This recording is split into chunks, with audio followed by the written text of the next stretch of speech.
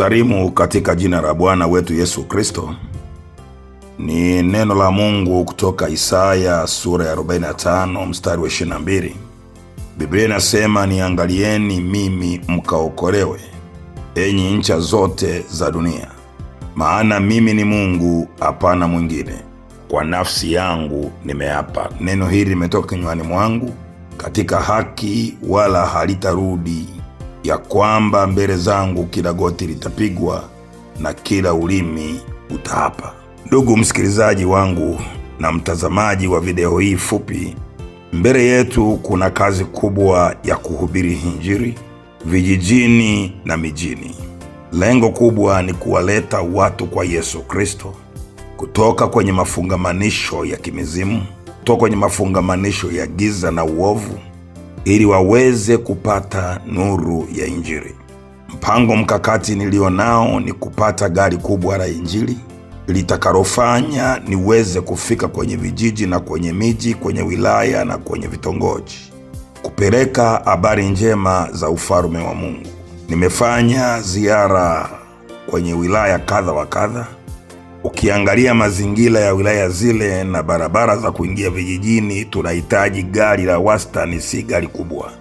Na gari la wastani ambalo tunapaswa kulitumia lenye kila kitu, vyombo, generator, jukwaa, ni $113,000.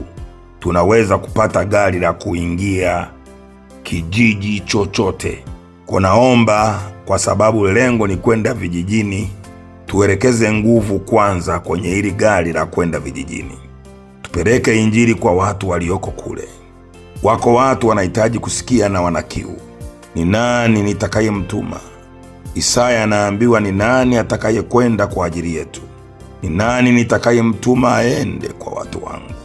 Mimi nimemwambia Baba, nitume mimi, nitume mimi. Kwa sababu nimekubali kutoka mjini kwenda vijijini. Mwaka huu 2025 nafanya survey ya kuangalia wilaya kwa wilaya. Nimetembelea wilaya ya Mreba, nimetembelea wilaya ya Rurenge, nimetembelea Magu. Naendelea na ziara kwa ajili ya kuweka mikakati ya kuhubiri Injili vijijini. Unaweza ukaona mazingira ya kijiji yalivyo. Tunahitaji kufika kwenye maeneo hayo kufanya kazi ya Mungu. Kwa nikuombe rafiki yangu, wekeza kwenye utumishi huu. Tupate gari la Injili $113,000, lakini tukipata $150,000 itakuwa ni sahihi zaidi kwa ajili pia ya kusafirisha. Lakini all in all, tunahitaji kupata gari la Injili. Mungu azikumbuke sadaka zako. Mungu azitakabali dhabihu zako. Mungu akujalie haja ya moyo wako. Unapowekeza kwa Mungu kuna faida. Katika Biblia inasema, katika Ayubu 42 anasema mstari wa 5, Mungu nilikuwa nimekusikia kwa masikio, lakini sasa Bwana na kuona kwa macho. Tunataka watu wamuone Yesu akitenda miujiza na ishara mbele yao, warealize kwamba Mungu yupo na anatenda kazi. Ni nani aliyetangulia kunipa ili nimlipe? Kama Mungu anaahidi kulipa, ni kuombe rafiki yangu, wekeza kwa Mungu ili akulipe.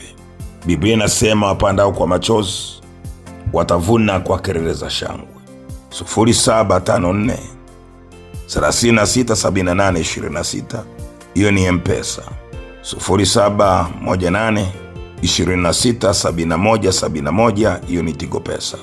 Namba ya akaunti ni kama unavyoiona hapo. Wekeza, tufanye kazi ya uwekezaji. Na kusudia by January tuwe tumeshapata gari mwakani. Kazi ianze mara moja kwenda vijijini na mjini. Yote yanawezekana kwa kaaminie. Ubarikiwe na karibu.